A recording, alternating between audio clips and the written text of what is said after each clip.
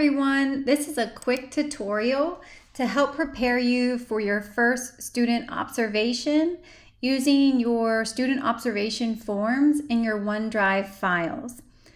Your OneDrive files have recently been updated to give you complete access. So for example, through speaking with a couple of you, you've shared the difficulty in being able to personalize your files, and it had to do with access.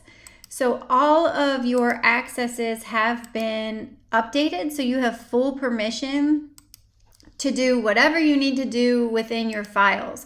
So just so you can see, for example, I'm in Dr. Wolf's file. She now has full control to do anything that she needs to do in her file. So that brings us to our student observations. Today, I spent some time with Mary and we went through setting up folders with the intern's name.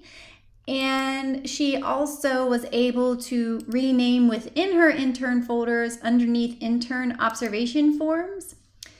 She named each observation form with that intern's name, just in case they get mixed up so there isn't any confusion. They're all in this particular student's folder and they all now have her name.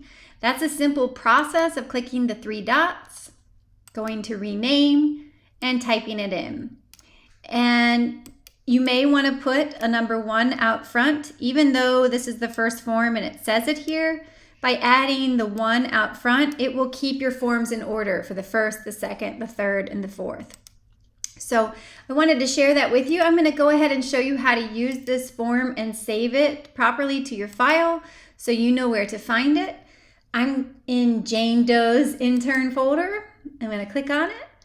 So all of Jane Doe's files, paperwork will be in this folder. And then my other student interns have their own folder. So this helps me keep my documents organized and helps with my operational excellence so I can find things. So I'm in my intern observations forms folder. And I'm going to go ahead and since this is Jane Doe's file, I'm going to rename. So I'm going to click on the three dots. I'm going to go to rename. I'm going to put a 1 period so that this form stays at the top. Jane Doe, observation 1 form. That way it's going to keep it at the top. Now I'm going to open the form. And this form has been tested by several of you. All of the fields are working properly. So on your iPad or your device, whatever type of device you're using, you will be able to fill in your information.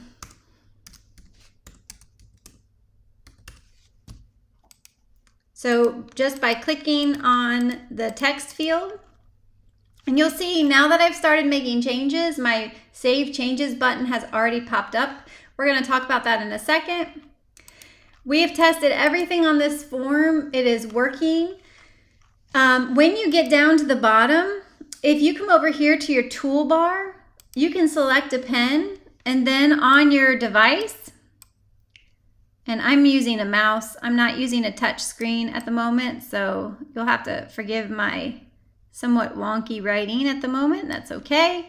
And then the intern signature, just by coming over here and selecting the pen, you'll be able to do that. Now this is very important. When you're finished, you must hit the Save Changes button. Okay, so we're going to come up here to the top, the blue button, Save Changes.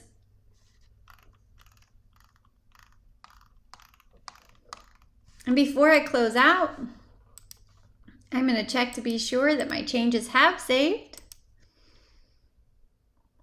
So I'm under my Fall 24 interns, Jane Doe, intern observation form. Here's Jane Doe's first observation, and there are my changes. Now, if I need to send this to Mrs. Costner or to my program director or supervisor, watch how easy. I can click share. Share. Here it is right here, Betsy Costner. and then I would click send. One important thing to remember is that you may not have, I'm going to go ahead and cancel out of here. It's saved. It's very important to remember that you might not have internet access in your school. So if you have not already downloaded your file or clicked on access offline, you need to be able to do that so that you are able to get into this file if the Wi-Fi is not allowing you to connect in your school. So there are a couple of different ways to do that. When you click on your three dots, you could click on download, or you can click on, I think it says allow access offline, I think is how it's worded. So please be sure to do that just to be safe. Please reach out if you have any questions